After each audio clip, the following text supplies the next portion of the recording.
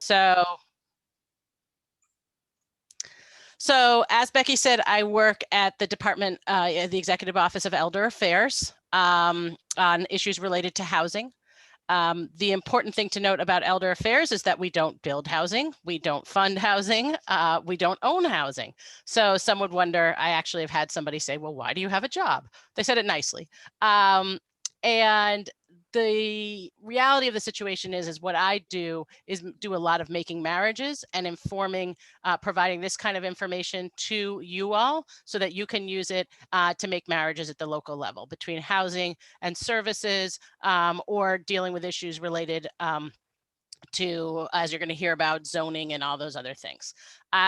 Today, I was specifically asked to talk about a report that came out prior to the pandemic that I was a part of and that provided some interesting information. So I worked with the state, there's a bunch of different state housing agencies. This one is called MassHousing. It's actually a quasi-state agency. And they worked with Elder Affairs to procure a contract with a group called ProMatura. And they said, we wanted to do a sort of needs assessment. What type of senior housing is out there? What does it look like? Who's it for? And how do we need more of it? And I think what's interesting about this study is it really, and this report, is it stratified this concept of senior housing by type. They talked about assisted living. They talked about special care, which in our case is actually assisted living for people with dementia. They talked about independent housing, and then they stratified it by also income levels, you know, for people at different levels of income, how much housing existed. And then they also looked at location across the state. So you're all going to get, I think after this, or maybe you already did, Becky's going to send out the full report. It was a little dense, and I think I only, if I remember correctly, I only have a few minutes for this presentation. So I tried to capture the two main highlights, which are we need more senior housing across the state, but not each region needs the same kind or the same amount or for the same people. And that there's also a gap between those services that are available to people who are of lower income that are available from Mass Health or Elder Affairs and the housing that is also available to those people. So I'm going to dive in a little bit, and I want to give full credit to ProMatura. These are all their slides. It's all in the report. So I just sort of did an excerpt. So as I mentioned, sort of their key finding was that we need more senior housing. And they found that in urban areas towards the eastern part of the state needed more housing. But on the more western part of the state, in the Pioneer Valley, for example, there are fewer eligible seniors living out there. There are just fewer people and therefore fewer eligible older adults. But you also have less housing. And don't worry, I see people putting on their glasses and stuff. Again, we're going to send this, we're going to send the PowerPoint to you and the whole report. So, but I think there is sort of a strip that says Pioneer Valley. You can't read all those little percentages. I couldn't even with all my glasses on. So don't worry about it, but we'll send it to you. So there's a gap. There's a gap in how many units exist given how many people are living in each region. But again, we're going to get into it a little bit more. You'll see most of Pioneer Valley, of which of you guys, is kind of in the red or orange, but we have a few spots, which is a big gap. A few spots are yellow. We even have one or two in the green, which is sort of in the middle. So not every place it has the same amount of need. And I'm sure you could say that across the board if you're talking to each other. I want to talk to you about, before I dive into what that need is, in the report, and in housing, we talk about area median income. That's how we distinguish types of housing from each other and how affordable it is. That's a term that's used by the federal government, the U.S. Department of Housing and Urban Development, HUD, and it varies by city and town.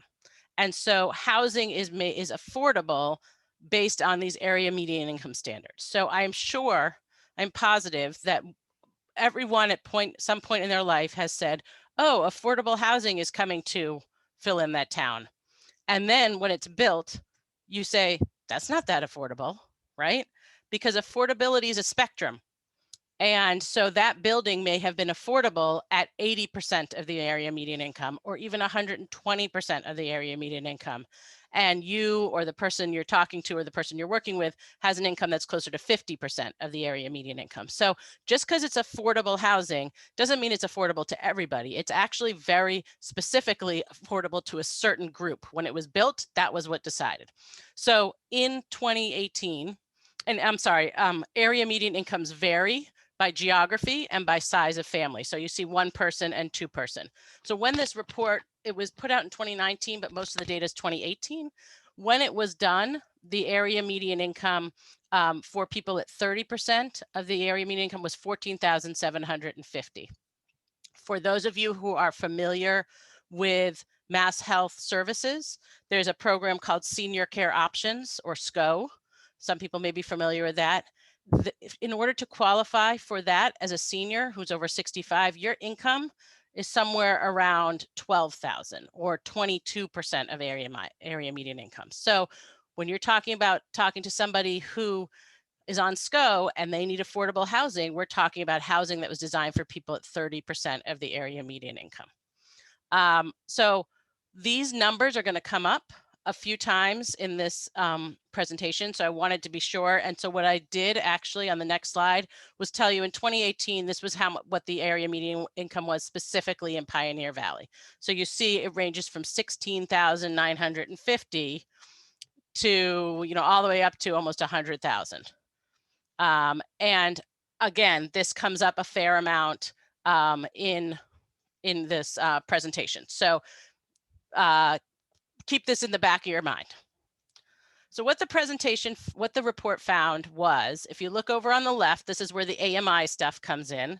So again, 80% AMI or less, it was considered affordable. So that's 45,000 or less was considered affordable for this report.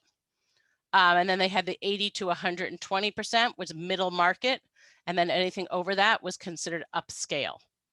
And what they found across the state was in the areas in red is what we needed the most.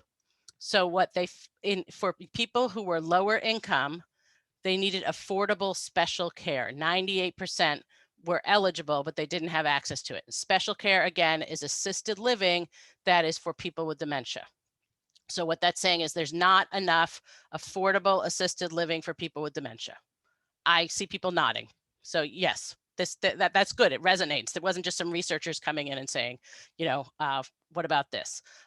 Again, in the lower income affordable, we just needed also more rental properties, 355,000 rental properties. And those are just regular affordable housing for lower income people. You'll see as it gets higher, it changes what we need. So in the middle market, they distinguished between assisted living and special care, which is again, a type of housing that is certified by the state. And they distinguish that from independent living, where you might get meals or you might get laundry, versus just an apartment where you got housing with no meals. And they did the same for upscale. So, given that you are looking at an age-friendly lens, I wanted to show you across the board, because you're going to be looking at people at all income levels. So how does this work in Pioneer Valley?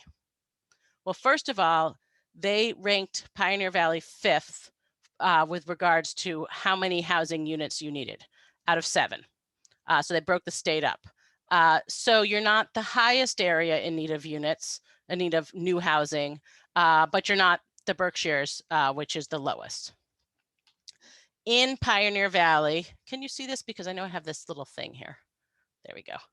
In Pioneer Valley, I added the little red circles. And I did it this is by 2030. So we're closest to 2023 right now.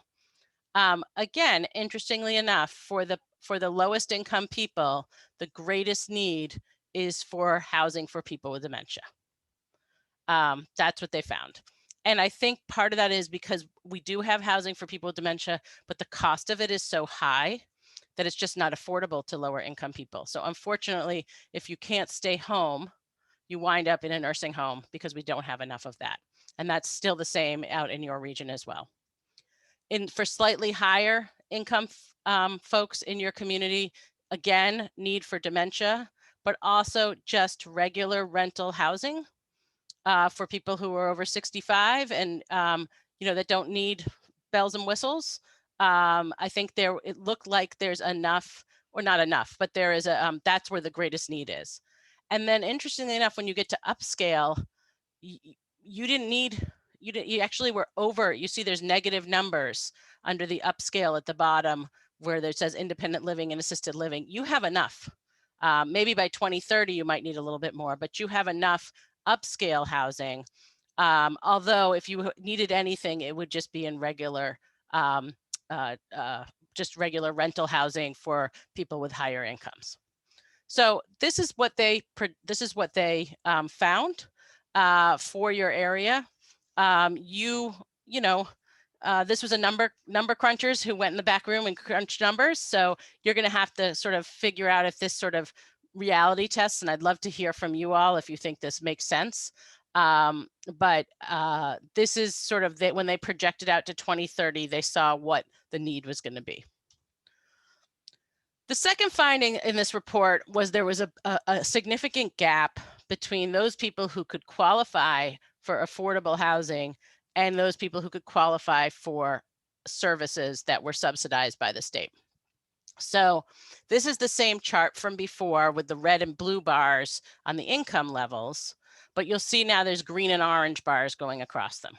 And the green lines say 100% FPL, that stands for federal poverty limit, and 300% of FBR stands for federal benefit rate. So those are the lines by which you qualify for different mass health products or different mass health services, mass health funded services in the state. And they vary. So green line or below is where you would be in the senior care options, or group adult foster care is another program. Orange line and below is for people who might qualify for PACE programs. So out there, I think you might have Serenity PACE, maybe Summit Elder Care, PACE programs, Mercy Life, a home and community-based services waiver. So we have the Frail Elder Waiver, which is a service program, or home care, which is run by your local aging service access point agency, or ASAP. But if you are above 300% of the federal benefit rate, which you'll see, that means a chunk of the people who are at 50, 60%, 80% of AMI, you don't have access to publicly funded services right now. If you do, you might have to pay a copay for them or a sliding scale, for example, for home care. And that means that people with limited income, they're sort of poor enough to get into affordable housing, but still paying out of pocket for many of their medical costs. And that's a hard place to be as a person and as a person spending money. So it's a gap that that is pretty prevalent across the state. And interestingly enough, although the area median income changes by geographic area in the state because there's costs of differences across the state, the eligibility for services is the same statewide. So even if you're in a high cost or a low cost area, the eligibility for services is the same, but the area median income may fluctuate. So I'm going to actually stop. I wanted to just make those two key points, and then let me stop sharing here. I don't know if this is a time for questions, but my job, I think, was to sort of lay out the supply versus demand issue, and so that you all can be thinking about that as you do your age-friendly planning. Thinking about the fact that we have certain gaps and needs for certain types of housing in Pioneer Valley, but also thinking about the need for certain types of services for people who as I said, don't have a lot of income, but are paying for privately funded healthcare. So Becky, did you want me to hold questions until We later? actually have time. We have some time for questions Okay. now. So if anyone has a question, I can't see everyone, so you can just unmute and ask a question or put it in the chat.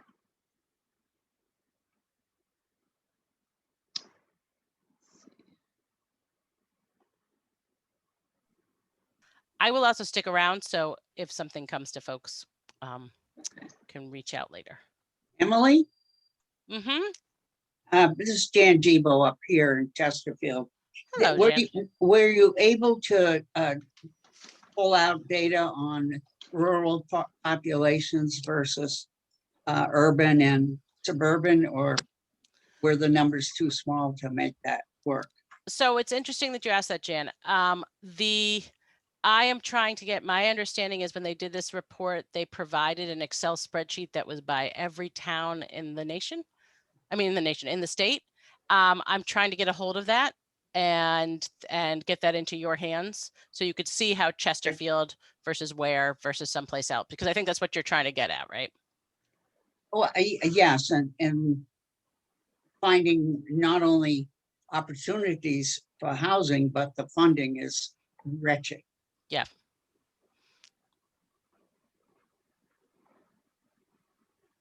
So yeah. I will see if I can get my hands on that and get that out to you guys. Thanks a lot. And I would think another issue for rural supported housing would be just the lack of water and sewer, infrastructure. I don't know if any towns are dealing with that or trying to site supported housing.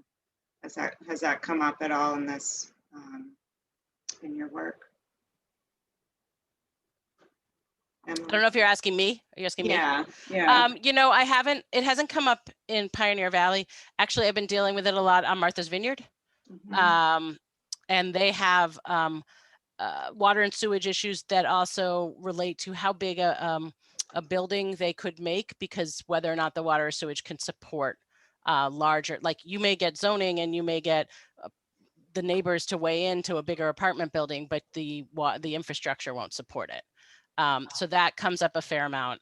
I do know that we steadily, as part of the work I work on, is approving some of the state funded housing, and there is, at least 1 or 2 projects always in development being created out in your area, not always for seniors, and it does take 3 to 5 years to unfortunately, to build to go from idea to full funding for a project, and then you have to build it if you're creating new housing.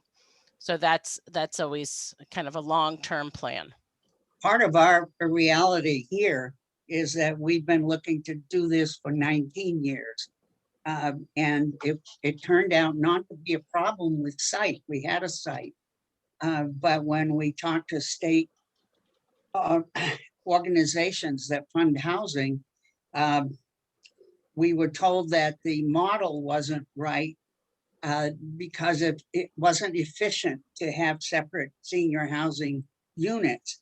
But if we built apartment buildings, that would be more efficient. I don't know how many of you have been out in the pucker brush, but if I or anyone said to the people in Chesterfield, we're going to build senior apartments, I'd be laughed at it. Well, probably more than that. I'd be sent out of town. Yeah, I do know that you have scale issues, right? So it's not going to make sense to do an apartment building. What we have seen actually, again, working in other rural areas, are like old Victorian houses or old houses that are kind of repurposed, or more of a shared living situation. And that sometimes has made the dollars work. As you said, it wasn't efficient. And then my guess is somebody sat there with a calculator and said, you're not going to get enough money to cash flow and all those fun things. I also think the other places is if there are ways to defray some of those costs. So in some places I've worked, the land has been available for $1 or, you know, and so you're able to actually make something work. But I think looking at other models, as you mentioned, is probably going to be more acceptable and palatable to your community. And Jan, I'd be happy to take a look at whatever, you know, you guys have been putting together and see if I had any ideas or people for you to talk to, or anybody else on the phone. Becky knows where to find me. Emily, this is Lorna Stone. I work at Christopher Heights of Belchertown. Oh yeah, great. So we are, you know, 83 apartments, but half of them are considered low income. And like where you were talking about the area medium income, so for Belchertown, 60% or below is $37,260 on an annual basis. And then for that under 30%, it's $18,630 on an annual basis. But yeah, I mean, and the nice thing about Christopher Heights is we do have that half of, you know, the square footage of the building has to go to somebody that is eligible for, you know, a SCO program, a PACE, or even GAFC that you were talking about. But I get lots of phone calls about affordable memory care, you know, and there is not a lot out there for these individuals. And, you know, I really feel bad. I think, Lorna, you're right. And Christopher Heights, you know, there's a bunch across the state, has done a great job at leveraging all the resources. Usually, I don't know about in Belchertown, they're on, you know, state surplus property. They did everything they could to make it so that they can keep the costs low for the people who are coming there. They take advantage of all subsidized services and resources that are available. You know, and I think if somebody can stay at home and has dementia, the more we can bring in-home services to them and take advantage of some of those MassHealth and EOEA services, the better. It becomes a problem when they need to be in a secure environment that there just isn't enough. And that's statewide. That's not unique to Pioneer Valley. Yeah, I mean, we have some residents that, you know, do have a diagnosis of dementia, but if they start the wandering behavior and you know, they don't know exactly where they are, that's the concern. So there's not a lot of available resources out there for these people. I agree. Yeah. I'm sorry about that. Yeah, thank you. It's great information to have for the towns and planning for this housing. So thank you so much for presenting that. I think we're going to move on, and we may have time for more questions in a little bit. But I wanted to move on to Carolyn Misch now from Northampton. I asked, Carolyn is the Assistant Director of the Northampton Planning Department. And as they've been really progressive in developing zoning for allowing more housing opportunities for older adults to downsize within the community, I asked Carolyn to come and talk about how they're doing that and how that's working in Northampton. So Carolyn, yes, you can share your screen if you're ready. Oh, you're muted. Start that up. Can everybody hear me? Thanks for that introduction. Can you see my screen, the slideshow? Okay. So I think what Emily presented about housing needs is definitely matches your sort of the unit need for Pioneer Valley and Northampton. Definitely matches what we've been seeing through data that we've collected. And we've, so what I'm going to talk about today are a series of more recent changes, but also how they relate to other zoning measures that the city has taken to really address housing for everyone, but including housing that is can be available and is more accessible to people as they age and want to downsize.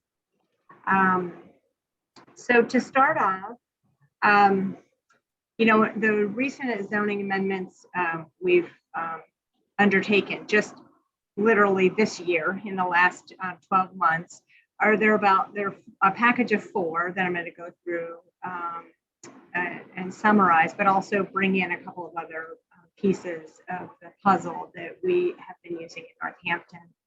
And the focus has really been about calling this attainable housing. And what we mean by that is attainable by age, income, ability, and just to create a more equitable housing stock across the board, across our community. And going back to the early 1990s, we had adopted an accessory dwelling unit provision in the ordinance. And in Northampton, it was really focused on allowing accessory dwelling units to become part of a single family home in sort of any context anywhere in the city. The idea was to increase flexibility for owners to create more space for family members or for older residents who wanted to downsize within their home but still stay there, sort of age in place, but have a smaller space and maybe get some income from that. Maybe have a place for people to where they could have a care provider come in. And at the time in the early 90s, we did have a size cap. These accessory dwelling units were defined as units that couldn't be bigger than 800 square feet. They would really house probably 3 people at the most. They had to be owner occupied, so either in the main house or an accessory dwelling, they had to be owner occupied. One of those units had to be occupied by the owner. And you could have an attached or detached structure on the property. And so if there's some examples here where in the sort of upper right corner is an example of a property where the homeowners wanted to invite their elderly parents, older parents to come in and live with them. It's an attached unit behind the garage. In the lower corner, we have an example sort of further out in more of the suburban area of Northampton where a family wanted to create housing for their parents to come and stay, but in a detached structure.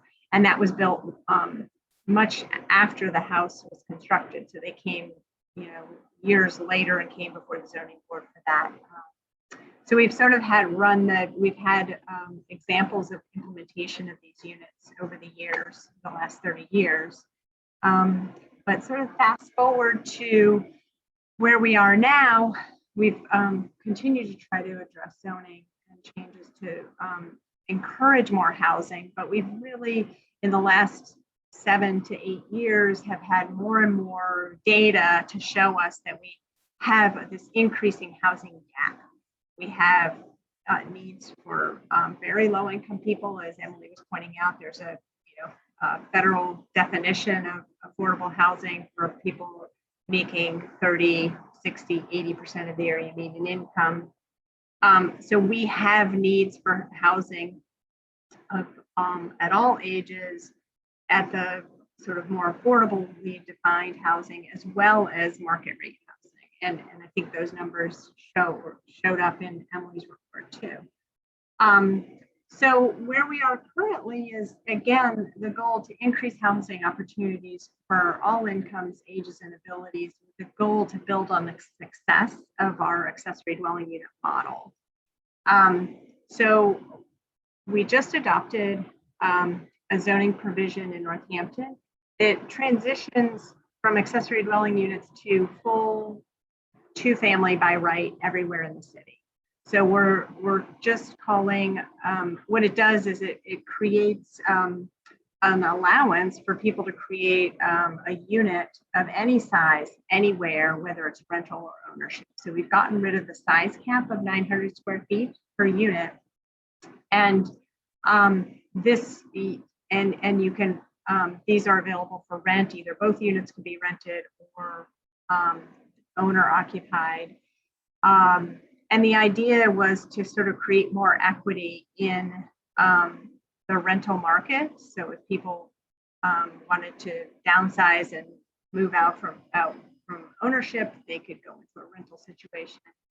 But in particular, this is helpful for people who have lived a long time in their homes, maybe are now out, have or find themselves in a house that is much too large. This example of the picture here is a very large home where the owner is now the only person in the house. Children have moved out, and clearly a 900 square foot accessory apartment would take up just a small fraction of this house. And so a two-family option without that size cap certainly helps in situations like this, where you could have a second unit that's much bigger than 900 square feet, and then maybe that allows you more income, and also allows a family to move in, as opposed to just 900 square feet where just 3 people could live in that unit. Another provision that we've adopted just this year is, again, relates to actually small units, and this is really focused in our core neighborhoods in Northampton, or central neighborhoods around and surrounding downtown, and it relates to a dimensional reduction. We're calling them half-scale units, but we see this as an opportunity for people who want to downsize but can't find other places that are smaller and in town, maybe in their neighborhoods, and they'd like to stay in their neighborhoods, but they can't because there's just not an opportunity. And we felt like there weren't enough incentives for people to build smaller units. And so this incentive, we hope, encourages people to sort of think differently. And what it does is it allows, basically you get 2 units for the same lot size that 1 unit would be required, as long as the units are less than 800 square feet. So we have, so it changes the requirements for the total number of units you could do on a property. And this is just in sort of the walking distance areas to our downtown Florence and downtown Northampton. And it can be used for detached units. So these are examples in the on the bottom of the page of existing housing stock that is about 800, 850 square feet. But they're very far and few and far between. And again, it's older housing stock. So this is kind of an incentive to encourage a different way to look at developing housing. And particularly, we hope that this would result in new housing that provides energy efficiency for people who are homeowners or renters, and just, easier maintenance with a newer structure rather than an older structure. So this can be in the context of reconfiguring an interior large house into multiple smaller units within, or creating new sort of more detached units on a property. We've also, another provision that we're working on that hasn't quite gone through the approval process is reevaluating the housing that we allow in downtown Northampton and downtown Florence. So this is an image of, on the left, of new townhouse units that are being built in Northampton. Currently, in our central business districts, we don't allow ground floor residential units. The ground floor has to be commercial. So on the right side of this image, you see an older brick building, which has first floor commercial and upper floor residential. That's been sort of the standard in central business district, but we're really trying to encourage more residential opportunities downtown, but on the side streets. And that helps with providing more housing opportunities for people of all ages and incomes, but also provides a benefit of providing more people on the street and within close proximity of our core business districts, so that could help, that creates synergies with economic value and are supporting downtown businesses. Another provision that we've adopted has been a localized 40B affordable housing review process with the planning board. And this is really just about creating affordable housing. And we know that we've used 40B, which is a provision in the state statutes that identifies a path for multifamily housing to be developed in communities that aren't meeting their state mandated threshold of affordable housing. And that means affordable to those people who are at 80% or less of the area median income. And however, that process can be burdensome, long-winded, meaning it takes the applicants a long and arduous process to get approval at the state to be designated as an affordable housing developer. So we've done in Northampton is sort of created our own version of that state process that gives automatic reductions in lot size and unit and density allowances throughout the city if you're providing affordable housing. So it was just one. We don't know that it's going to be widely used, but we think that the affordable housing developers in our community will look at our local process and opt to go through that as opposed to the sort of longer, more expensive route at the state level. And then other zoning provisions that we already have and we're tweaking and encouraging more build out under these provisions are what some people call cottage housing, but we've allowed for several years now multiple structures on a property so that you have shared living arrangements essentially, but still have detached units. If you so desired, it also provides opportunities to create these situations within existing neighborhoods so people might feel more connected if they've lived in a house in a certain neighborhood, that they might have an opportunity to stay in the neighborhood but move into something smaller. So this is an example of a single level duplex that was created to in this by using this zoning provision in Northampton. And it's actually, if there's, you see this lot shown, that's where the arrow is pointed, there are actually 4 structures, but there are 2 units within each one. So a total of 8 single level living units, highly efficient. You can see the solar arrays on the roof, but it's tucked into the neighborhood. So you can kind of see that we have design standards that require the structures to be oriented to the street so that they do fit into the neighborhood and feel like it's not just a separate kind of development or project. The housing units along the street sort of continue that rhythm, and that was really important in Northampton to make sure that we allow these new types of housing, but maintain certain characteristics that are within these existing neighborhoods.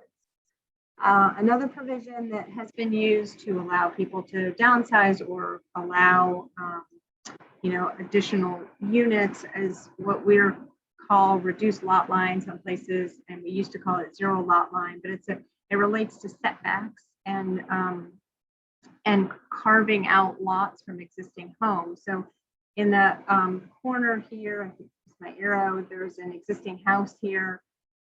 The property owner was able to create 2 additional lots, so gaining income. But the housing, the structures, here's one that's already been built, is closer to the lot line than what a typical setback might be for if you were just buying an individual house. And it just provides a little more flexibility of adding a unit if you have the flexibility to move the structure on the parcel. So long as you're the owner, you understand where that's going to be located. But we've had many instances of people carving off lots for their children who wouldn't otherwise be able to afford to live in Northampton, but they have extra land next to their house where they've raised their children, and now they can give a piece of this to their children, and then you get that synergy of your neighbor is actually a family member who can come and help out with whatever might be necessary. Alternatively, you could also use this as an opportunity to build new housing that maybe drops you down from multi-story housing to a single level house, but you already have equity in the land, so you're able to use that as a way to stay in your neighborhood, but build a house that makes more sense for you as you age and your physical needs change. So that is something that has been around for many years as well, but we've seen it used in the context and that's sort of in a nutshell what we've been doing. But again, the idea is really to create opportunities for people of any age, of looking for any size or tenancy or income level housing in Northampton.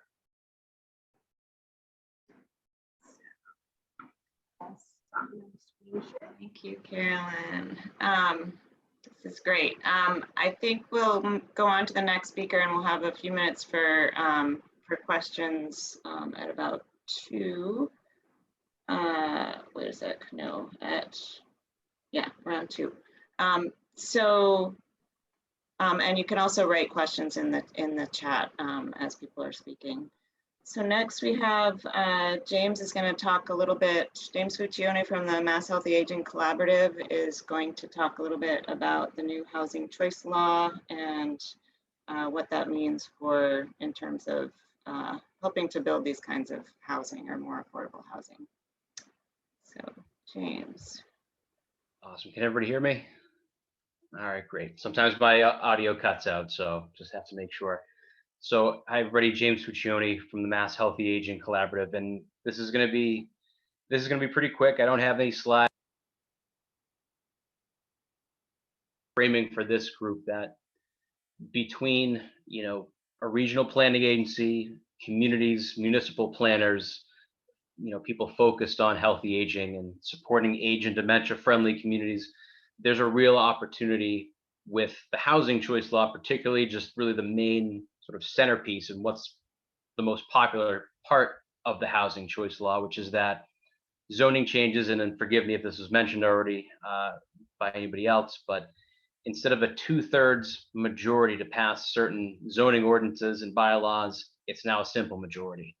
And since that passed, I think in late January of this year, a lot of communities have gone on to pass accessory dwelling unit bylaws that just kept getting stuck and ran up against that wall of that 2/3 majority, or some other, housing development or something that moved the ball forward to help people age in community, make more affordable housing in communities for first-time home buyers, renters, or whatever the case may be. So I think this is really about saying to this group that these conversations in communities are happening, and if not, they will be happening. So if nothing else, I think Carolyn presented a great sort of variety pack of options just on ADUs and how to kind of carve up lots that make sense for the community and don't kind of run up against this. Well, it doesn't look like the neighborhood that I live in, and I don't like it for this reason or that reason. There are opportunities, and there's a menu of options to choose from, as long as we're bringing up what it means to age well in these communities, and what is someone's ability to age in a community and be housed in a community that they want to remain in. So if nothing else, just to insert yourselves in these local conversations and regional conversations around what's happening, I think that's important to use that age-friendly lens on those conversations, because these developments, with that wall coming down of needing that supermajority, a lot more is going to change and a lot more is going to happen. So if we can make these developments more age-friendly, I think that's going to work for people of all ages, as kind of Carolyn and Emily and others have mentioned. So that's one thing. And something else that I want to bring up that Emily also talked about was sort of connecting housing with services, and how we think about housing in context of a community. We talk about, of course, the physical environment and structures and housing, and of course, but also connecting, the outside, the surrounding physical infrastructure with housing and connecting social supports with housing. So one thing I wanted to share that I hope can give folks some ideas, if I can find it, is something that we're pretty proud of, which is the Massdot Shared Streets and Spaces program, something you may have heard of. And while it's didn't directly fund anything with housing, there were a lot of projects, and you can see the award announcements here, that considered the environment around housing. So sidewalks, crosswalks, safety standards, it got folks in communities to think differently about public streets and spaces. And they're, in particular, in the last 2 or 3 rounds of this grant, there were special consideration and bonus points awarded for projects that included and thought about older adults and older residents. So not every project was age friendly, specifically, but it got communities thinking about ADA accessibility and how senior affordable housing was connected to the broader community. And if somebody wanted to leave or access something else in the surrounding area, how they're able to walk or get there, whether there was a bus shelter or a bench for a transit authority or the MBTA picking folks up and taking them places. So I just wanted to kind of share those examples, and I'm happy to share some more specific examples with folks if it's of interest, but really to get people to think about how there's an opportunity with housing choice and how there's an opportunity to think about the environment around housing. And I forget, I think Lorna, it was you that mentioned the memory care dynamic and people living with dementia and that kind of thing. In promoting dementia-friendly communities, there's a lot we can do to bring those services virtually or in person to people. There's a lot of support available that I don't think people realize is out there, and that's part of our job to help connect those dots. So let us know how we can help with all that. But again, this group is really well positioned to kind of insert itself in those local conversations and help these ongoing local discussions about housing be age friendly. So Carolyn and Emily and others and Lorna are the real experts around the table, but we have lots of resources from around the state, from AARP, from Dementia Friendly Massachusetts and the Alzheimer's Association and elsewhere that we can offer to be helpful. So that's what I have. Just it's great to see this group moving forward and talking about the housing issue, because it is central. It's always brought up, and now I think it's it was always housing and transportation. Now it's housing, transportation, and technology are sort of the tied for first issues that we see when we go around the state. And to that point, anybody talking about new housing developments, I would encourage you, to the extent possible in the Pioneer Valley, to think about how these structures are connected to broadband or internet access, and how those structures are at least primed for technology adaptation in the future should it become available in some way. So now I'm done, but that's what I had to share. So thanks so much, Becky. Thanks, James. And our next speaker, speaking of advocacy, is Jesse Kanson-Benanav, and I hope I'm pronouncing that correctly. Jesse I was put in touch with Jesse through James, and it was at an opportune time as we were planning for this meeting. Jesse has over 15 years experience in affordable housing, public policy, and community engagement. He's the founder of A Better Cambridge, a community-based education and advocacy group committed to creating more affordable and sustainable housing. And in 2016, he was recognized by the Boston Globe magazine as a game changer for his work with the ABC, and was a recipient of the Metro Housing's Champions of Housing Rising Star Award in 2019. So welcome, Jesse, and I understand this is a new position for you, and with abundant housing, and we're looking forward to hearing more about it. Yeah, absolutely. Thank you, Becky. So I appreciate the opportunity to be here. As Becky said, my name is Jesse Kanson-Benanav. It's a tongue twister of a last name, so I don't fault anyone for getting it wrong. It's all right. So I'm here today. I'm executive director of Abundant Housing, Massachusetts. Becky mentioned some of my background in affordable housing. I'm also a trained urban planner. But I've been in the affordable housing world for some time now, and I guess I'm here today with the advocate hat on. And I just wanted to talk for just a couple minutes about about who we are as Abundant Housing Massachusetts, how it fits into the overall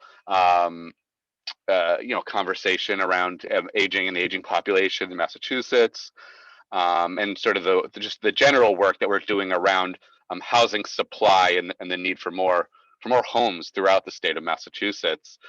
And I think it's good placement in the agenda that I'm following Carolyn and James, and I think the work that they've been doing in Northampton that Carolyn talked about is the kind of work that we're striving to have other communities around the state do and make zoning changes along those lines. So Abundant Housing Massachusetts is a young organization. We were just started last year in 2020. I'm about 6 or 7 weeks onto the job as executive director, and I'm the first full-time staff member of the organization. So we're very new, but we have a great board of directors that are sort of involved in the day-to-day work that I do. Our mission at Abundant Housing, and you can check out our website. I'll share our link in the chat in a moment. Our mission is we stand up for abundant housing for all in communities across Massachusetts. We drive policy at the state and local levels by identifying pro-housing change makers, building the power of local organizers, and connecting a statewide network. And I think what is probably most relevant to this group is this concept of housing abundance, this philosophy that drives our work. We believe that every community in Massachusetts should be opening and welcoming to everyone, regardless of race and income. Those are two issues we talk about and deal with most frequently, but this philosophy of housing abundance reaches other aspects as well. Certainly, life experience, your ability or your age should not deter you from being able to make a choice about where you can live in the state of Massachusetts. And so this concept of housing abundance is what drives our work. And for us, that means we need housing for young families, for aging populations, for folks looking to downsize in their community.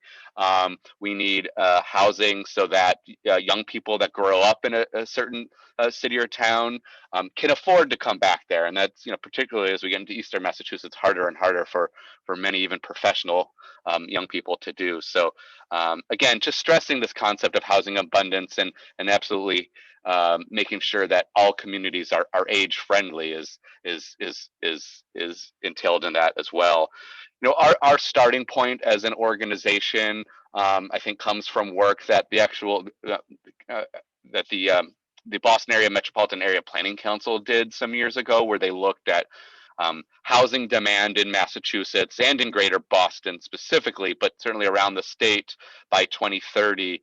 And determined that we have demand across the state of Massachusetts for about give or take 500,000 new units across the state, and that's demand from people moving into Massachusetts, perhaps for the universities or maybe for the biotech industry in Cambridge and Boston, but also driven by changing household demographics, smaller family sizes, elders looking to downsize, a variety of factors that mean that by 2030 we need about 500,000 new units. And that was, of course, based on data from some years ago. The study was initially done in 2014.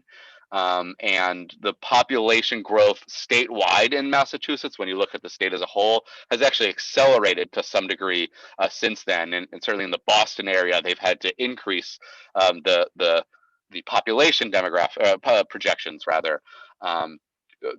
so it may be that we need more than 500,000 units, and of those 500,000 units, the research showed that nearly 2/3 of them, because of changing preferences, more than 2/3 of that demand was for multifamily units or apartments. And the reality is Massachusetts has banned apartments through most of the state. Most communities of Massachusetts don't allow multifamily housing to be built, certainly not by right, and often just by variance process, which opens it up to abutter appeals, makes the cost of constructing these new homes more expensive, and it drives up the cost of housing. We're also concerned with the fact that, well, and so an additional piece of information is that at least prior to the pandemic, when we looked at the number of permits that had been issued across the state for the construction of new housing to get to this 500,000 unit goal by 2030, was that we were actually falling short. Projections were showing that by 2030, we may be about 100 or 150,000 units statewide short of that 500,000 unit goal. So the problem as we see it is that population is growing in Massachusetts, and a lot of that growth is driven by people moving into the state for jobs with higher incomes. And that's with a constrained housing supply and a tight housing market that's pitting these newcomers, and it's not just newcomers, pitting folks who can afford expensive housing, driven up because of the limited supply, forcing them into competition with existing residents, with lower income families. And when higher income and lower income folks are competing for housing, it's always the higher income folks that win and lower income folks that lose. And so the starting point for us as Abundant Housing Massachusetts is that we need to build housing for everyone across the state. And certainly we need to take into account regional variations. What is built in vast parts of the Pioneer Valley is probably not what we're going to see built in Boston and Cambridge, for instance. But that every community of the state needs to do more. We are fans of the housing choice law that James talked about, which makes it a little bit easier to zone for multifamily housing across the state. We're also, as an organization, trying to build our primary mission is to build a network of grassroots pro-housing advocates across the state. So in my introduction, in introducing me, Becky mentioned in the past I was a founder and chairman of A Better Cambridge, which is a grassroots pro-housing group out in Cambridge. And there are a few other groups like that in communities primarily around Greater Boston. There's some in the city of Boston, Somerville, Newton. There was a nascent Pioneer Valley YIMBY group that started some years ago, and they've sort of fallen apart without an organizer to do the work. Our goal as Abundant Housing Massachusetts is to help empower pro-housing activists and build pro-housing organizations to help achieve policy goals on the local level that will help us achieve the overall goal we have for the state of Massachusetts, which is an abundance of housing for everyone. So, one of the asks, I guess, of this group, and I'll sort of leave it at that and happy to answer questions when we get to that, is, as I mentioned, a lot of our work is centered around Boston right now and Eastern Massachusetts, but we are a growing statewide organization and hoping to make introductions with policymakers, planners, and advocates and activists in communities across the state, certainly in the Pioneer Valley. So, I'd love to, talk with any of you offline. If there's folks you work with, or if you yourself are interested in getting involved, we're trying to build this movement and trying to build it not just in Boston. Certainly, a lot of the housing demand in Massachusetts is in Greater Boston, but there's a housing crisis around the state, and it may take on different forms, but we need every community in Massachusetts to be opening and welcoming to everyone. So I'll leave it at that. I'm sure I left a lot out, but I hope it makes sense, and I'm happy to answer any questions about our work or our vision. Thank you, Jesse. So we have some time for questions now, and then we're gonna break into smaller groups and have some discussion. So does anyone have questions for Carolyn or James or Jesse or Emily? And you can go ahead and unmute. Becky, just really quickly, I just wanted to jump in and just say to Jesse, thanks for making the time to be here and kind of giving that context and that overview. But I think this group is the group that would be a pro-housing advocacy group. So I mean, I don't know how much more connected. I'm sure there's other folks that might not have been available today that would have liked to be here, and I'm sure they'd like to speak with you or chat with you offline. But this group is, I think, a really great, strong group that you could connect with and provide those resources, materials, or expertise to help things happen on a local level. So just to kind of put that out there, I think the reason we invited you to come, and glad that you could make it and kind of introduce yourself and your organizations, because I think this is a good connection, a good group to start out with in the Pioneer Valley and anything outside of Boston. So Yeah, no, that's very helpful. I appreciate that, and I'm happy to talk more about that with folks offline. Absolutely. Thank you, James. Yeah, and the Pioneer Valley Planning Commission also coordinates a housing committee that meets, I think, quarterly, and my colleague Ken is on, who coordinates that as well. So they might be interested in meeting with you. I'd love to connect as well. Okay. Okay. So, any other questions? I have a question for Carolyn. Yeah. Hi, Carolyn, the cottage housing that you do in Northampton, is that just considered a multifamily development?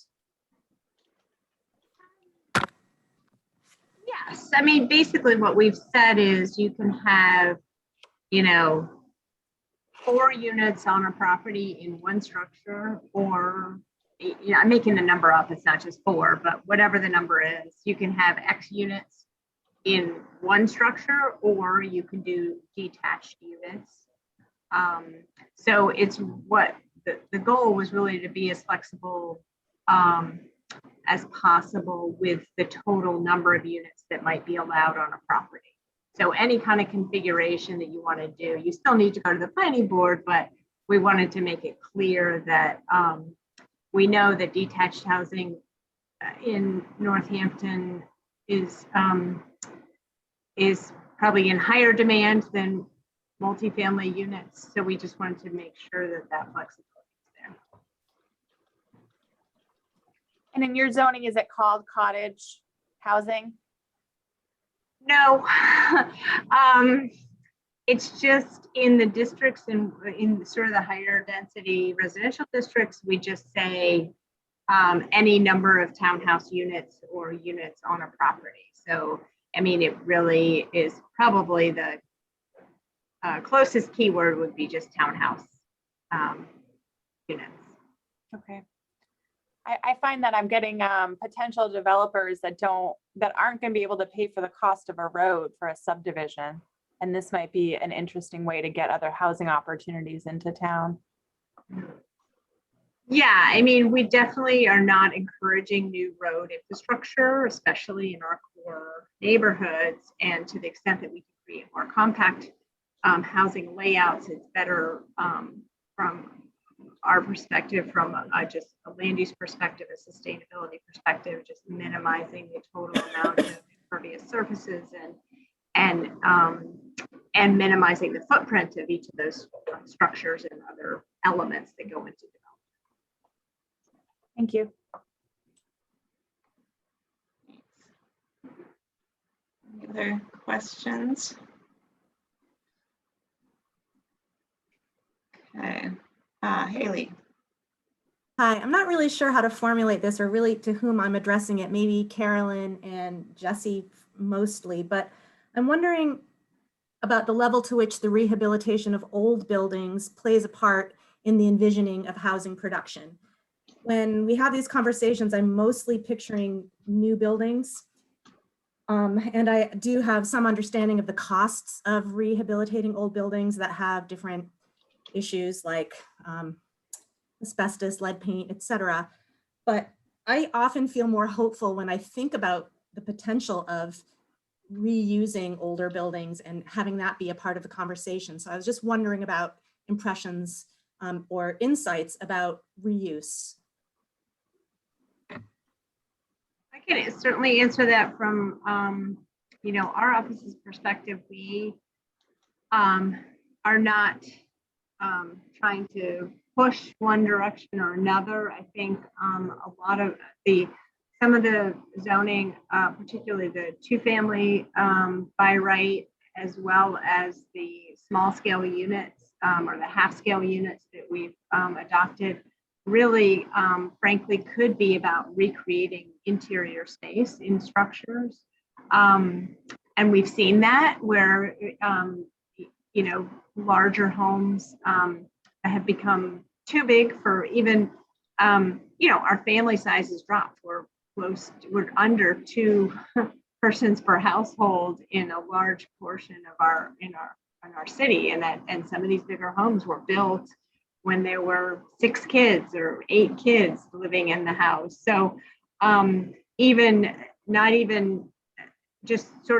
families have sizes have been reduced. So I think there's opportunity for the reconfiguration of those larger structures for sure.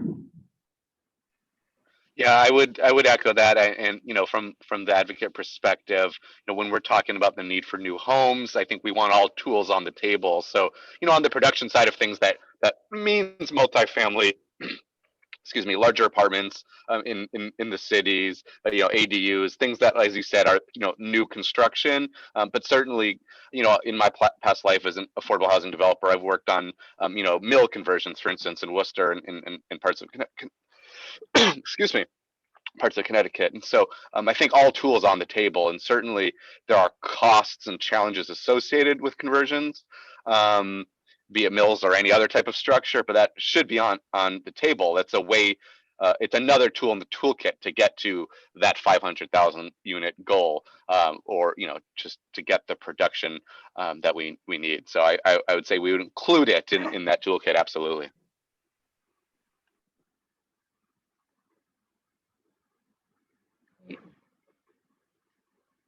Okay. James, did you have something?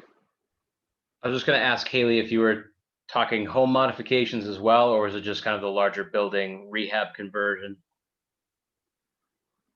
I think I'm thinking about, I'm really impressed with the set of zoning adaptations and changes that Northampton has evolved, and it's nice. It's helped me expand my thinking about this. I'm thinking about strategies that could potentially be successful in towns that are that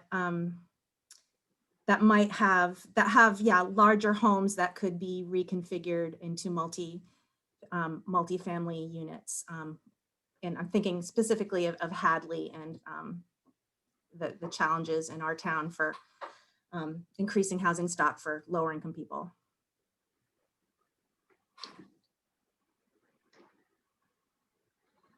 Okay. If there's no other questions right now, I'm gonna break everyone into small groups, and I have a few questions for everyone to discuss. And if you could just assign someone to take notes and report back to the group. We're kind of doing this somewhat randomly, but I'll put the questions in the chat. Let's see. Oops. So the questions are, what are the greatest housing challenges and needs in your communities? What should be addressed at the local versus regional versus state levels? And is there more that you want to learn about housing in future meetings? And again, we, as I mentioned at the beginning, we're going to have a separate meeting on aging in place. And I realized that a lot of these presentations were very short and just sort of touched on some of the bigger issues. So if there's anything you'd like to learn more about, you can discuss in the meeting or just let me know separately. So these questions are in the chat, and I am going to open all the rooms now, and you'll just have to say yes to go into a room. And we'll come back, let's see, in about 25 minutes. So let's see, about 2:45.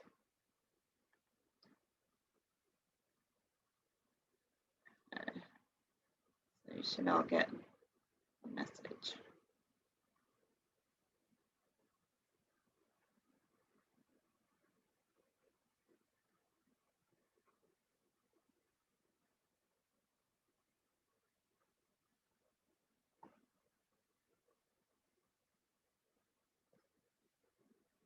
Hi, Diane. Are you seeing a message to join a room?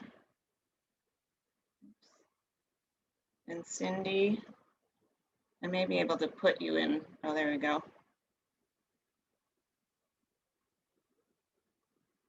Okay.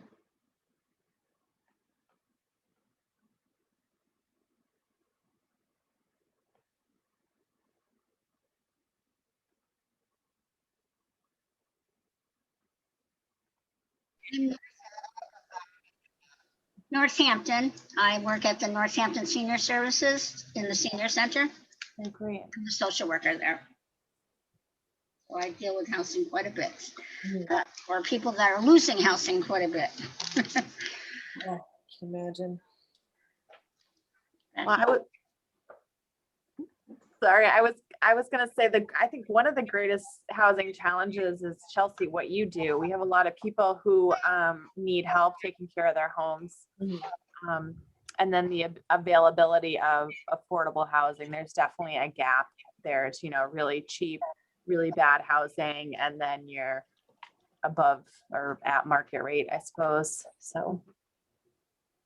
Yeah, absolutely. Yeah, I mean, we find a really great need for our services, especially in Springfield. It's a lot of older homes, a lot of people that have owned their home for, 40 years.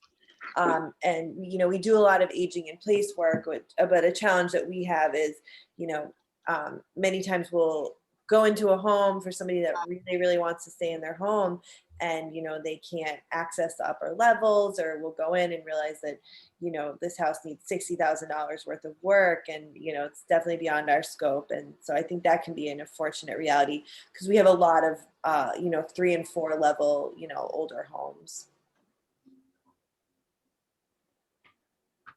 Do you guys work with Wayfinders, Chelsea, to connect people with home loan modification programs, or is it just the projects are way too big for those kind of loans?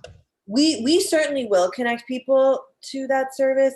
We find people are not always as interested in it. I believe that there's a piece with like a lien out on your home that can be, challenging for people. What about people, seniors that are at a life estate and they're still in the home, but it needs like a septic system, things like that. They don't qualify for a lot of the assistance. Is that correct? Yeah, it depends on, which program we have, because we have, a number of different grants. If you're a veteran, we have more funding available. So sometimes we can do larger scale projects. But if you're not in the veterans program and you're in some of our other programs, usually our budget is a lot smaller for, those bigger things. We're usually doing, aging in place modifications with, grab bars and extra hand railings and, avoiding trip and fall hazards, things like that.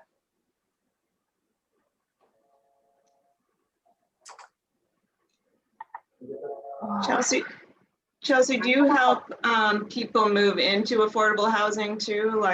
Or are you finding there's also a big need for more subsidized housing in Springfield? Yeah, we don't really, work in that arena at all, but just, yeah, in general, yes. I think affordable housing, tends to be a big issue.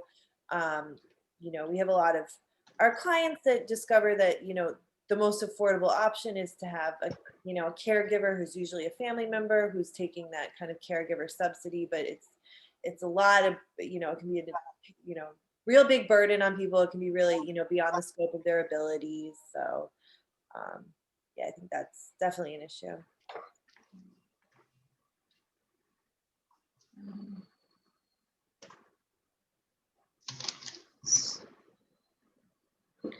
You're muted, Rebecca. Sorry, thank you. So you talk. I think this is a really interesting question. What should be addressed at local versus regional versus state levels? Not just for housing assistance, but for the home rehab part of it. I'm feeling like that's a really big piece of it, because it's, you know, if we're not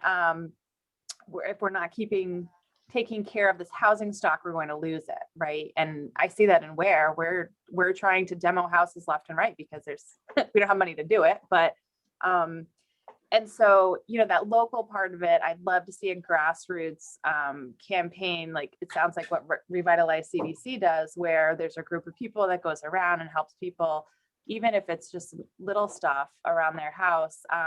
But then also there's been conversations about, you know, teaching people. Some people don't know how to put on a fresh coat of paint, or they don't know that their gutter should direct the water away.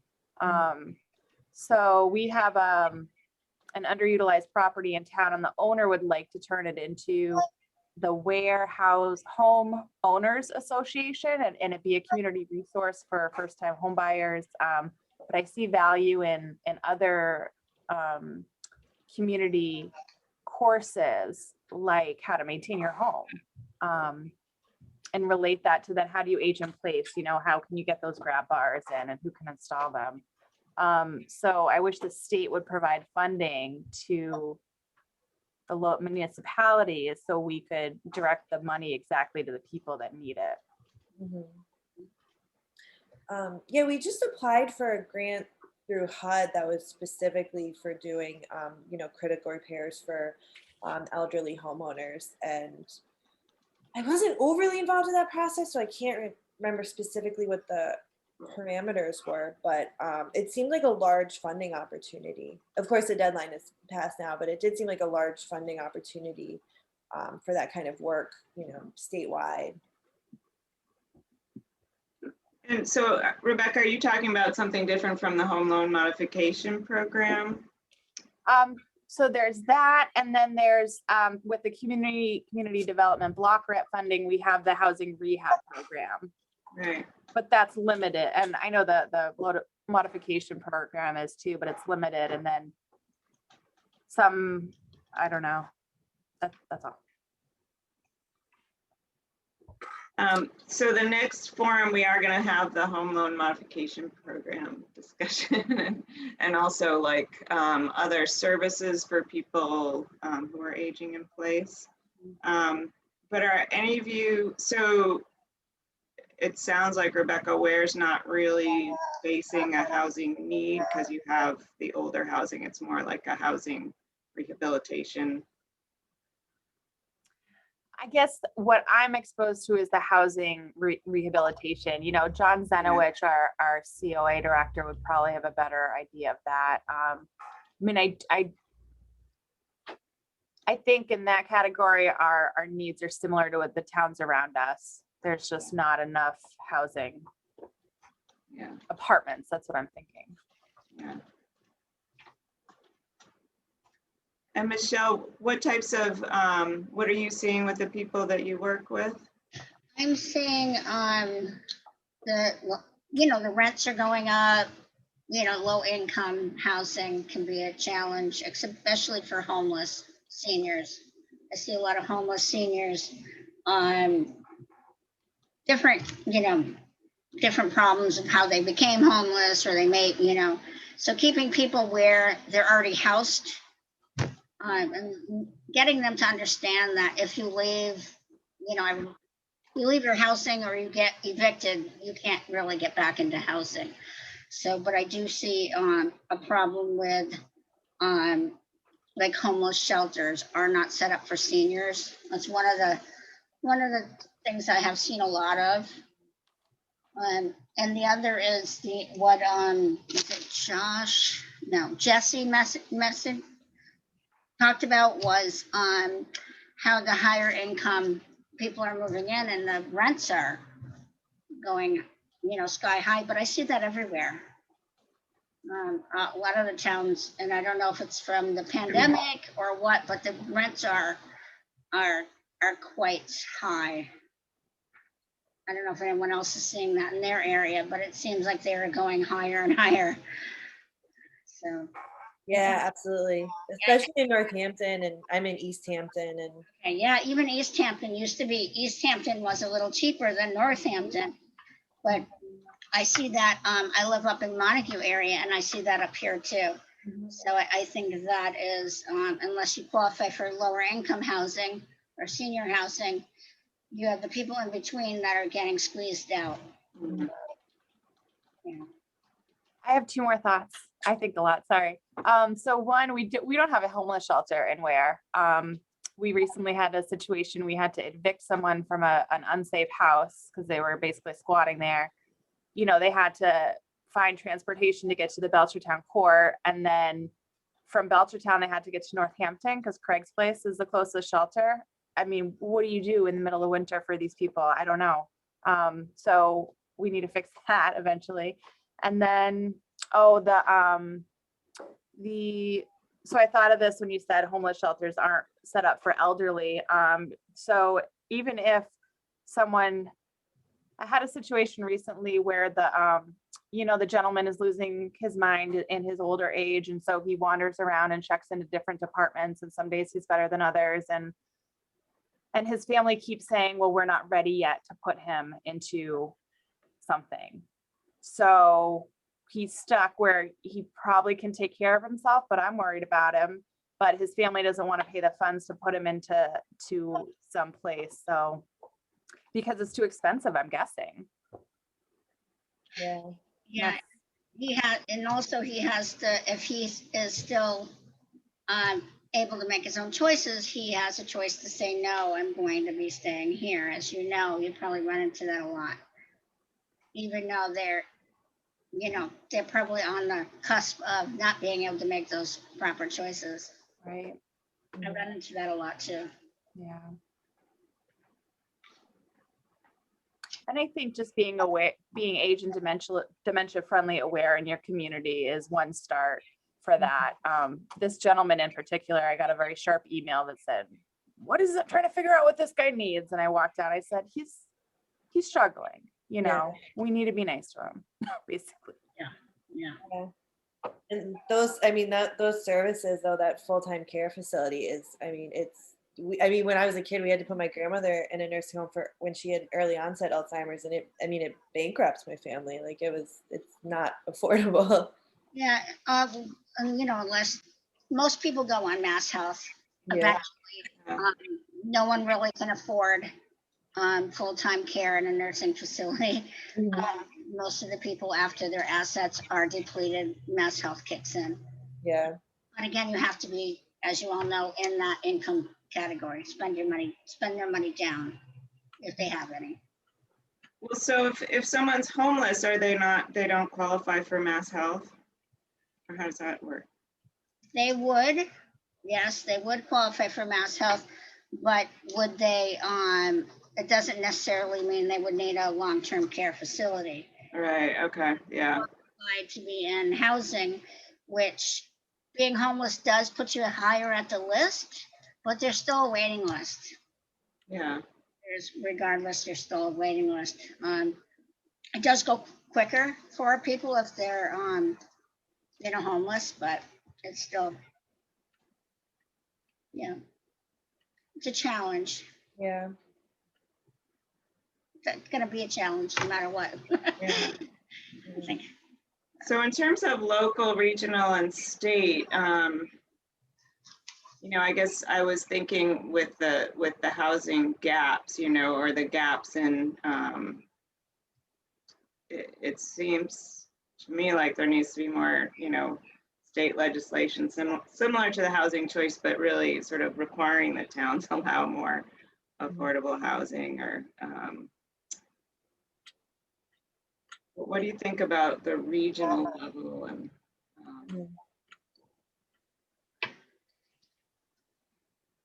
I see the regional connection benefiting for services, I guess, and information. So if there was a central hub, I mean, I only know about the shelter in Amherst because I used to live there. And then we had an apartment fire here this winter, and the Red Cross sent everyone to Springfields to a hotel. So if there was a way to better understand where these services are, because then we can direct people to some, you know, either an area they're familiar with or that they can get to. I think that would be helpful. Mhm. We've talked about that in other groups where just getting all the social service agencies sharing more information, having some sort of, you know, one place where you can get all the information, but that's that's a lot. So, but yeah, sharing information is a big thing. I agree. Yeah, that 413 cares. Are you guys familiar with that? That was sort of the idea behind that, was to put everything on there. Yes.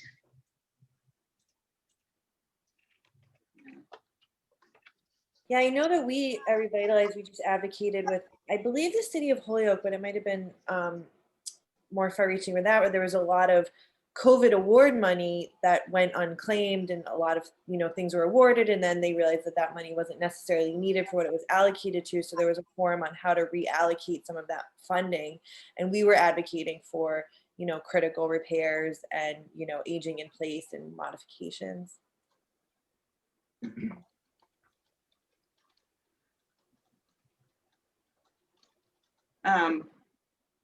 Yeah, I don't know if is that an eligible cost under that COVID money? I think that was my understanding was that was the point of it, is that they were realizing that some of this money has to be reallocated to things that they didn't, you know, initially address because it's just not being used. Yeah. Huh.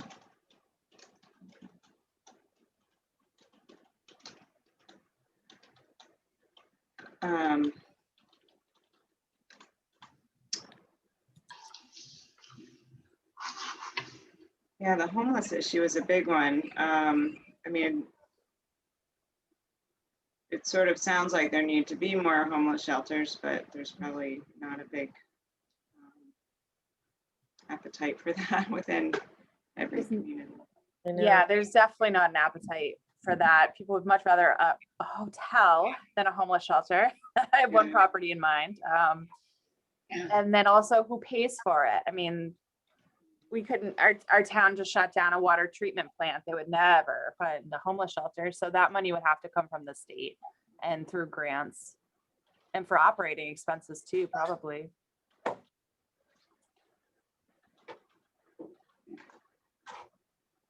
Michelle, you have a couple homeless shelters in Northampton? We have a drop-in shelter for the winter. People line up. Then we have one other shelter that people stay longer. I want to say it has 20 beds, but I can't really remember off the top of my head. So that seems to always be full. Yeah. You know, once they're there, they get help getting a more of a permanent place, getting into housing, applying for housing. And the other drop-in shelter also does. It's run by ServiceNet, and they also help people. And of course, with COVID, I don't think they've been, you know, doing the drop-in. But now that that's lifted, they can go to Center Street and get help with case management and looking for housing, filling out applications. But, you know, it's like with any other housing, you got to get in there, you got to apply, and you have to wait. I mean, there's a wait list for you know, there always has been, but a lot of people are like, oh, it's too late. You know, it's just getting people to know where to go and wanting to get the assistance too. Yeah, I agree. I think that becomes a big hurdle for people, is knowing about the resources and knowing how to go through all of the steps of the process and meet the requirements and get your paperwork in, and, you know. Yeah. And Yeah, they've been great. They'll come out and they'll help service net. I have a lot of people that just don't know where to start. Mhm. So that's where we come in and, I get them started and, help them apply if they need assistance with applications, that sort of thing. But a lot of it is, even though we put out all the information as much as we can, which I know that all the organizations advertise and what's available out there, it's a lot for people to negotiate how to do it. So, so there is help out there for them.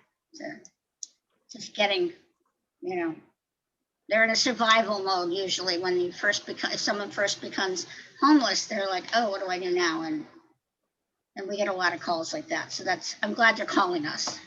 Mhm. Yeah. Yeah, absolutely. So we have about 4 minutes left. Are there other topics that you all want to hear about in terms of housing? It sounds like housing services and home rehabilitation.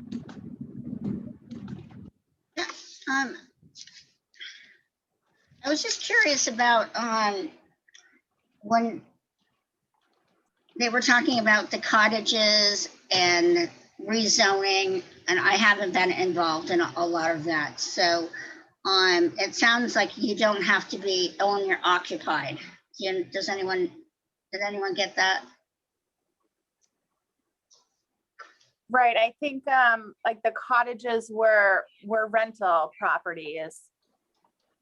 Okay, that's what I understood. Okay. And I know in where because we have a lot of open land here, so people call and want to build a subdivision, but a road is going to cost them like $500,000. I mean, maybe $250,000. So, but we need the housing. So we, I had an interesting discussion with somebody about tiny houses and composting toilets, and wasn't sure how to direct him in a better direction to kind of suit the needs. Yeah. So that would be one that would be owner occupied. He wanted to live there, but then he wanted to allow other people to live there too. The tiny houses, they're not, my understanding in Massachusetts, they're not allowed unless they're on wheels, but that may be changing. It depends, like they can be considered as an accessory dwelling unit. So like if you allow that in your town, some towns, like I know Northampton, since they allow accessory detached units, they're allowed as rentals. Small town, okay, yeah, because I know Hatfield does not allow the tiny homes. Yeah. So each town is different.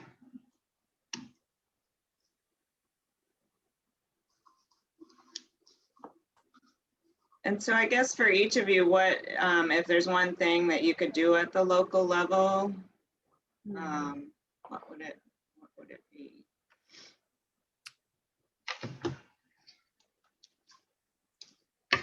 I mean, I think even just what we're doing here with getting to know different organizations and getting to know what the different resources and services are, and how, we all have clients that have, similar needs that, are outside of what we do, but it's good to know what those other resources are and how it works. Yeah, it's very helpful. I agree. And I think that having I want to call it an outreach coordinator position full-time, one person or two part-time people. We have one wonderful person at the senior center, and then we have our housing authority. And I believe the housing authority was able to hire with grant money, some type of coordinator to help with these tenant challenges. We really could use someone full-time to just check on the people, connect the homeless and help them with applications, whatever. Mm-hmm. Yeah, absolutely. We have that in Northampton. We do have those in Northampton, so definitely sounds like a benefit you and Mayor. And I think the, you know, the social services do that. We have the new Behavioral Health Network Family Center, and I think they do a lot of that. And they opened during COVID. So maybe that's just a disconnect that we have and we can work towards in the future. Yeah. Okay, we have about 20 seconds. Oh, yeah. Rebecca, are any of you willing to report out something to the group? I've taken a few notes, but Yeah, I'd be happy to. okay. Thank you. I'll try to do it accurately. Okay, so I guess we have a minute. So yeah, and anything else on the regional level? It sounded like just the networking and the regional information source. And Michelle, you were from Northampton? Yes? Yes.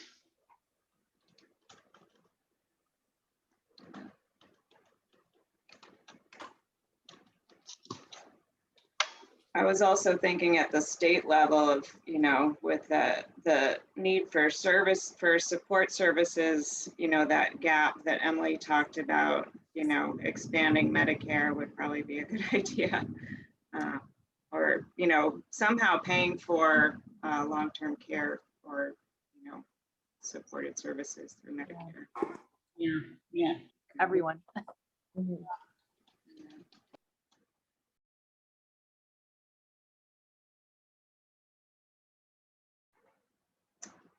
Hi, everyone. So we have about 15 minutes just to report back and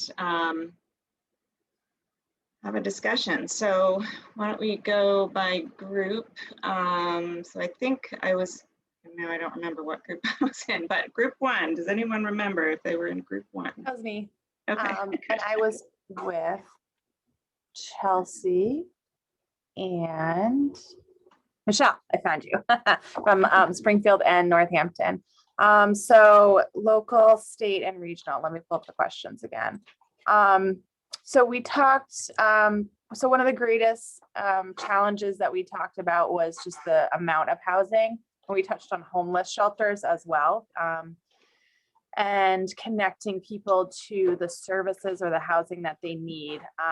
At the local level, there's definitely a need for some sort of coordinator or outreach person that can give support services and connect everyone to housing. And at the regional level, and we talked about the challenges in our community. And at the regional level, we talked about sharing of resources and how that would really be reasonable.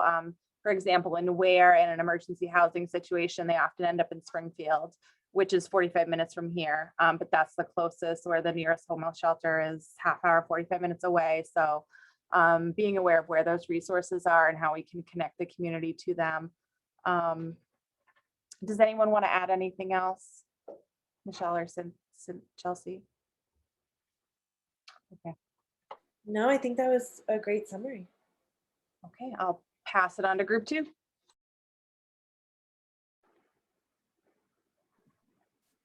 Not sure if I was group 2 or not. Go ahead. I think so. I took notes. We had someone from Belchertown, someone from Blandford, and then Northampton, and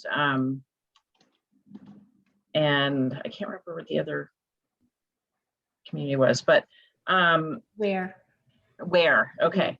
Yeah, so a real, kind of wide variety, but we were talking about the need for partnerships that address regional issues because of the lack of resources in smaller communities, and the disproportionate amount of resources that go to larger communities over Hilltown communities often makes it really hard for housing to be developed in smaller areas, because you can build the housing, but then if those people are then stuck without resources they need, especially for low income housing, because often, and I think this was the case in these communities was that it's easier and sometimes to set up regional collaborations for elder services because those systems are in place and there's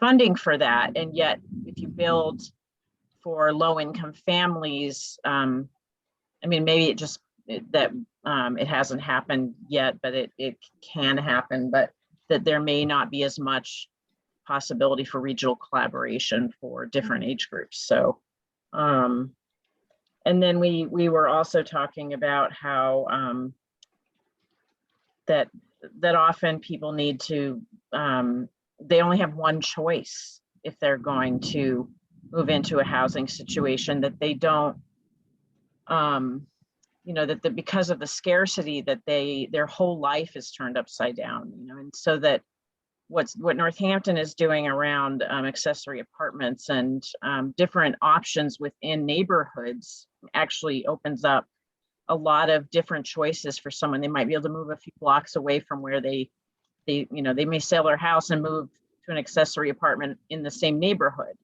So those kinds of things are really great. So more funding for those kinds of initiatives really open up personal choice to people in ways that many people want. And then we also talked about congregate living because living within a small community in one house is really ideal for some people, and also services can be accessed that way. So it just seems like there needs to be more focus on the state level in creating funding for regionalization, business incentives so that businesses are available in rural areas to actually serve people. I'm not sure if I missed anything important.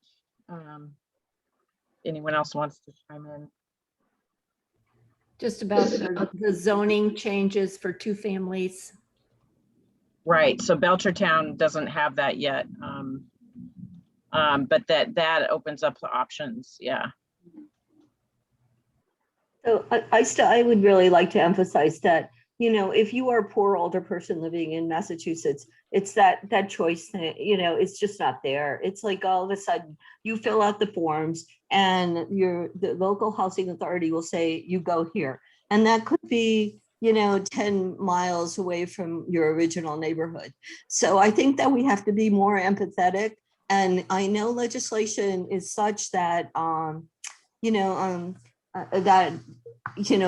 rules and regulations are in place, but I think it's time to reinvent our aging perspective and really emphasize to support the poorer person. I've been working in the field for 50 years, and I can just remember all of my friends saying the same thing, all the social workers saying, we don't want to be a poor person in Massachusetts. And I think it's time to change that. I just want to add one thing to what Linda's saying is we were talking about how the American Disabilities Act really changed housing for older adults, and that it's not always a viable choice for older adults to move out of their house and downsize and move into public housing, because they may then be in a situation that's really untenable. And so, there's drug addiction and mental illness and all kinds of things going on in many buildings. And it just seems like sometimes the level of services that are provided to support people in those housing environments are not adequate. Even though they're well-intentioned and they do try to have them, we're dealing with a population that is, highly vulnerable and can be easily victimized. And so this is, a big concern. Often we're working a lot with people who are living in public housing. So I think more can be done there as well. Thanks. Okay. is there another group represented here? Yeah, I don't remember which number group, but we must have been, we're the missing link, I guess. Jesse and I, so we had Belchertown, Pelham, and then Jesse and I we're community lists, we're statewide. So we talked, I think reiterating what everybody else has been saying, choice and affordability. And to Linda's point, you might have one choice that's however many miles away, but to something that John mentioned is, well, there might be a 5+ year waiting list. And then what do you do while you're on the waiting list? And so that was a huge challenge identified. We talked a lot about the infrastructure around housing. Tracy mentioned a 40B development and trying to get a Pioneer Valley Transit Authority bus route or bus stop that goes to that area. But we also talked about, taking cost burdens off of people so that you'd have more money for housing, whether in, I think Tracy mentioned, trash and yard waste pickup. We mentioned, sewer and water bills. We mentioned all kinds of other things that sort of surround this that could be alleviated on a policy level, local, state, regional. We talked about, the other thing we talked about was walkability. And John made the point that he's relatively in Belchertown Center, where you have sidewalks and you can walk to things, but there's parts of Belchertown that are not like the center of Belchertown with no sidewalks. And John joked that a lot of it's water. So nobody's probably living in the water, but you still can't walk to things and you don't have the infrastructure. So it all depends on where you live and that kind of thing. But if I missed anything, Jesse actually mentioned a couple of, like the rental voucher assistance program and some other things that Massachusetts does have that some other states or a lot of states don't have. So maybe Jesse could pass those along just so everybody's aware of it, maybe in the follow-up to this or something like that.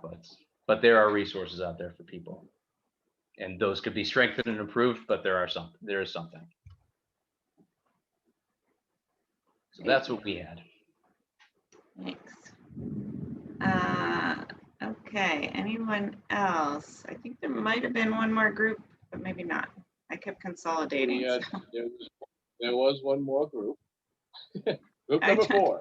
Okay. With myself, Lorna, Cynthia, and Samantha. So it's where it looks like Belchertown, Northampton, and I don't know where Samantha was from. Maybe she could chime in and let us know. Springfield. Okay, thanks. Thank you, Samantha. So basically, a lot of the similar conversations, similar things that were brought up from what we've heard already, but for us, John coming in live from Hawaii, yes, James. So for us, it was a kind of a tale of two cities, literally, Northampton and Ware being two completely different demographic areas in way that they're constituted, but similar in that we have kind of the same needs. Affordability, availability is a big part of it, and for both of us, we're mentioning the shelter, the aging in place part of it. We, as adults, grow up and dream of buying a home and raising a family, and we move to a certain part because we were attracted to that part, and we want to be there. And we'd like to be able to stay there as long as possible. And part of our job at looking at this is to see how can we make sure people can stay where they want to be, and what services can be provided to them. And in both areas, it's some, like Northampton, it's a little bit easier to get around in town, to have more services available, et cetera, depending on where you live. Whereas in Ware, it's a lot more rural.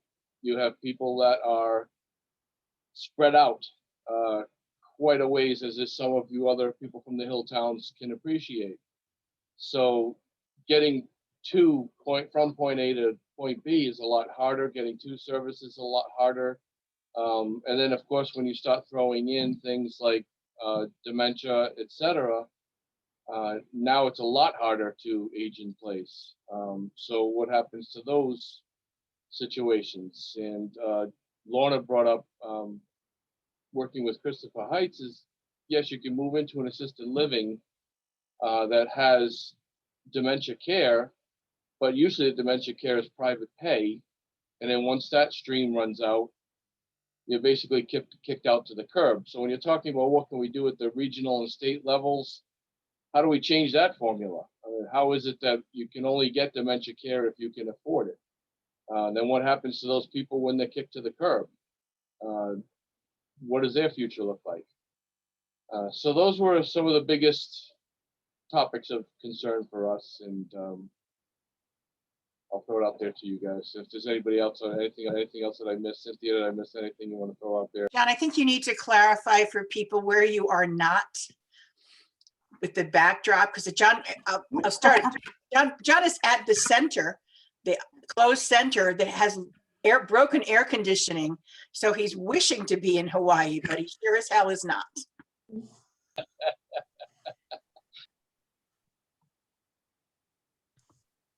My fault for that. I was causing trouble. I wanted to clarify, James. I was feeling badly for him with his no air conditioning.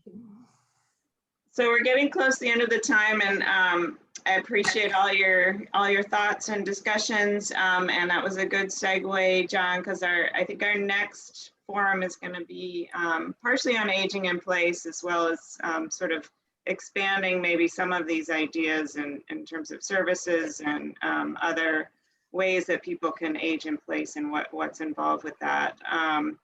And we'll also talk about whether the committee will talk about, is this a good time for the Public Health Institute's presentation on the barriers to accessing affordable housing for people who have, criminal records and that kind of thing. And so equity in housing that is affordable. So I created a little survey, and I'm going to put that in the chat, the link. So if you could fill that out, I'll also send it out after the meeting along with a recording of the meeting. And I think our next quarterly meeting will be in September. I think this is the second Tuesday. So tentatively second Tuesday in September, but we'll confirm later on. But appreciate you all coming, and stay cool. And thanks. Nice to see you all. Thank you. Okay. Thanks, everyone. Bye, everybody. Bye, thank you.